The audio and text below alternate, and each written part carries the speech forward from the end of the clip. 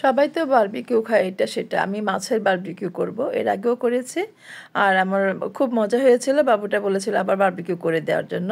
এটা কিন্তু অনেক মজা হয়। মাছ দিয়ে আপনারা বারবিকিউ করে দেখবেন। মুরগির চেয়ে মাছেরটা অনেক বেশি মজা হয়। এজন্য আমি মাছটাকে ধুয়ে নিয়ে লবণ দিয়ে মাখিয়ে রেখেছিলাম এবং লেবুর রস দিয়ে মাখিয়ে রেখেছিলাম। আবার ফাইনালি ধুয়ে নিয়ে এটাকে আমি এমনভাবে কাটবো একেবারে কাটা পর্যন্ত যাতে লাগে, মশলাটা যাতে ভিতরে ঢুকে যায়। আপনারা এইভাবে দিবেন।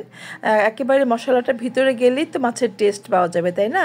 একেবারে ডাবিয়ে ডাবিয়ে কাটতেছি আমি, ডিপ করে কাটবো কাটা পর্যন্ত এবং ঘন ঘরে করে কাটতেছি। এই কাটাটাই হচ্ছে মাছের যে টেস্ট সেটা পাবেন। মাছের টেস্ট হচ্ছে একমাত্র মশলার মধ্যে, আর এই যে ভিতরে মশলাগুলো ঢুকবে এটার মধ্যে। আর মাছের মধ্যে যে স্বাদ সেটা কিন্তু মুরগিতে বা অন্য মাংসতে পাওয়া যায় না। আমি মাছেরটাই বেশি পছন্দ করি, তাই এই পর্যন্ত 2বার করে নিলাম। আমি আপনাদেরকে দেখিয়েছি। বেশি করে মশলা মাখিয়ে রেখেছিলাম।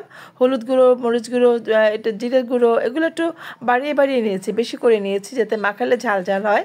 মরিচটা আমি বাড়িয়ে দিয়েছি, আদা রসুন বাটাও দিয়েছি। সব কিছু দিয়ে একটু টেস্টিং সল্ট দিয়ে এটাকে মাখিয়ে রাখলাম আমি প্রায় আধা ঘন্টার জন্য। আর মশলাটা আমি অনেকক্ষণ ভিজিয়ে রেখেছিলাম, তাহলে বাটা মশলার ঘ্রাণ আসবে। আপনারা যখন রান্না করবেন তখন মশলাটা যদি ভিজিয়ে রাখেন তাহলে বাটা মশলার যে টেস্ট সেটা পাবেন। চেষ্টা করবেন একটু ভিজিয়ে রাখার জন্য আগে। আমি চেষ্টা করি। তো মশলাটা আমার অনেকক্ষণ মাখানো হলো, দেখেন কী পর্যায়ে আছে। এখন তেল দিয়ে আমি এই প্যানটাতে দিয়ে দিলাম, উপর থেকে একটু মশলাগুলো দিয়ে দিলাম। তবে আমার মনে হচ্ছে যে তেলটা পরে দিলেও পারতাম, তেলটা আমি আগে দিয়ে দিলাম।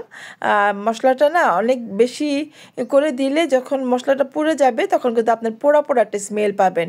এই মশলাটাই পুড়বে আর সেটাই আপনার স্মেলটা সুন্দর হবে। সেক্ষেত্রে কিন্তু আপনি কয়লা দিয়ে না করলেও পারেন। এভাবে রান্না করলে কিন্তু যে পুড়ে যাওয়া মাংসের যে একটা স্মেল, মাছের যে স্মেল, সেটা কিন্তু পাবেন, আপনার খুব ভালো লাগবে। আমি চেষ্টা করি সেই পুরানো ভাবটা আনার জন্য। তো এই কড়াইটাতে আমার না উঠাতে অনেক খুব কষ্ট হচ্ছে। আমার এই প্যানটাতে দেওয়া ঠিক হয়নি। এটাতে আমি যদিও রান্না টান্না করি, এটাতে আসলে তেলের কাজ করা ঠিক না। এটা তো তেলটা লেগে গেল। তো এই জন্য আসলে আমি এটা কড়াইটা চেঞ্জ করে নিব এখন। আমার ভালো লাগছে না, এটাতে রান্নাচাড়া করতে খুব কষ্ট হচ্ছে। তারপর ভাবলাম যে 2 পাশটা একটু ভেজে নিয়ে আমি কড়াইটা চেঞ্জ করে নিব, তাওয়াটা চেঞ্জ করে নিব। আমি বারবার কিন্তু মশলা দিয়ে দিচ্ছি এখানে, যে আমি বাটিতে নিয়েছিলাম দেখেন। এখানে একটু টমেটো সস, সয়া সস সব কিছু দেওয়া আছে। এটাকে আমি ব্রাশ দিয়ে বা স্প্যাচুলার মাধ্যমে এটাকে আপনারা এভাবে বারবার দিয়ে দিতে পারেন, বা ছোটো চামচ দিয়ে দিবেন যাদের কাছে স্প্যাচুলা নেই। তো এভাবে দিলে কিন্তু এই যে পূর্বে সেই টেস্টটাই খাবো, সেটাই ভালো লাগবে। আর এটা যে মজা, কী যে বলবো আপনাদেরকে, খুবই মজা। আমি এর আগেও বলেছি, এখনও বলতেছি যে এটা খাবেন আর অন্য কিছু লাগবে না, এটার ঘ্রাণ দিয়েই ভাত খেতে পারবেন, এতটা টেস্টি হয়। আমার লাস্টে তো আমার বাবু শুধু বলতেছে, আমার একটা মাছ, বড় মাছ নিয়েছে, এটা প্রায় প্রায় 1.25 কেজি 1.5 কেজির মতো ছিল। তো বাবু বলতেছে আম্মু মাছটা এত মজা ছিল, মানে তার কথা আসবে মজাই তো ছিল, মানে এত মজা হয়েছে সে কিছু বলতে পারে না। হ্যাঁ, আমি মাথার অংশটা নিয়েছিলাম, বাবাকে নিচের অংশটা, লেজের অংশটা দিয়েছিলাম। অনেক বড় মাছ, খেয়ে শেষ করা যায় না। দেখেন তাওয়ার এই পাশ থেকে ও পাশ পর্যন্ত প্রায় 12 ইঞ্চি লম্বা। তো যাই হোক, আমি বারবার কিন্তু যে সসের যে মশলাটা সেটা দিয়ে দিচ্ছি। এটা যে পুরে ঘ্রাণে আমার বাসা ভরে গেছে। হ্যাঁ, এই যে পোড়া যে গন্ধটা, স্মোকি যে গন্ধটা, ও সেটাকে অন্যরকম একটা ফ্লেভার। এটার টেস্ট কিন্তু আলাদা। যারা খান নাই তারা জানেন না, যারা খান তারা জানেন, তাদের বারবার করে খেতে ইচ্ছে করবে, এটাই কিন্তু নিয়ম। তো আমি এখানে মশলা কিন্তু সব কিছু মেজারমেন্ট দিইনি। আপনারা যেরকম ঝাল, যেরকম মশলা খেতে চান, একটা মাছের মধ্যে 2টা মাছের মধ্যে ওইরকম পরেভাবে নেবেন। একটু টমেটো সসটা বাড়িয়ে নেবেন।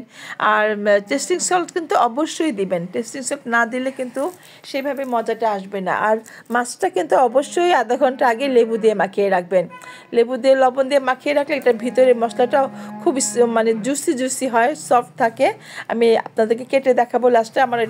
আমার সময় লাগলো প্রায় 40 মিনিটের মতো লাগলো। এটাকে আমি ঢেকে ঢেকে ভাজলাম, একটু ভিতর থেকে সিদ্ধ হওয়ার জন্য ঢেকেও দিয়েছি। ফাইনালি নামিয়ে নিলাম। দেখেন এপাশে মশলাগুলো পুড়েছে কিন্তু অসম্ভব মজা হয়েছে, কী যে মজা আমি আসলে বোঝাতে পারবো না, খুবই ভালো লেগেছে।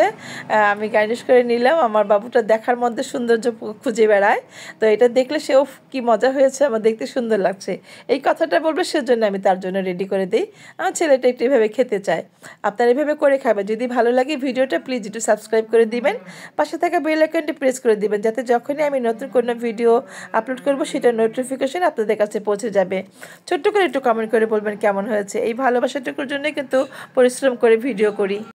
সবাই আমার পাশে থাকবেন, আমাকে ভালোবাসা দেবেন, এগিয়ে যাওয়ার জন্য সাহস যোগাবেন। আমরা আর দেখেন আমি একটু খেয়ে দেখালাম, একটুখানি নিলাম আমি চামচ দিয়ে, কত সফট আর ভিতরটা দেখেন, এই যে দেখেন কতটুকু পর্যন্ত মশলা পচেছে। এই জন্য ভালো করে কেটে নিলে মশলাটা ভালোভাবে যায়। বন্ধুরা ভালো থাকবেন সবাই, নতুন দেখা হবে নতুন কোনো রেসিপি নিয়ে। সেই পর্যন্ত সবাই ভালো থাকেন, সবাইকে অনেক দোয়া দিয়ে শেষ করছি। আল্লাহ হাফিজ।